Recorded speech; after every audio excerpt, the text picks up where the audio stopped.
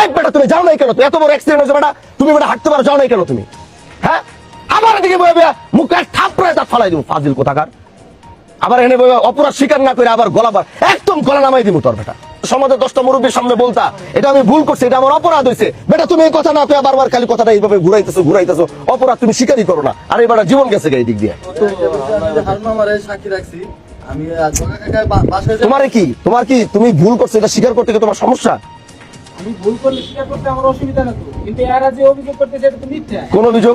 এই দাঁড়াও, কোন অভিযোগ? এরা বলতেছে আমি মোবাইল নিয়ে গেছি।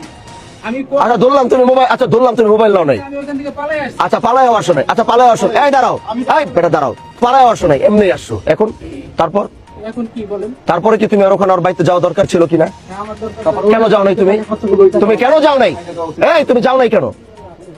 এই বেটা তুমি যাও নাই কেন? তো এত বড় অ্যাক্সিডেন্ট হয়েছে বেটা, তুমি বেটা হাঁটতে পারো, যাও নাই কেন তুমি?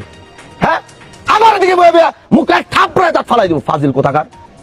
আবার এনে বইবে অপরাধ স্বীকার না করে আবার গলাবার একদম গলা নামাই দিব তোর বেটা ফাজিল কোথাকার। মরে যায় অবস্থা বেটা। তারপর আর বাইরে এতটুকু রহম দিলের মধ্যে হয় নাই না? টাকা না দিতে পারি ওরা, বুঝলাম গরিব মানুষ টাকা দিতে পারবো না। আর বারবার গিয়ে তো খবরটা তো নেওয়া দরকার ছিল।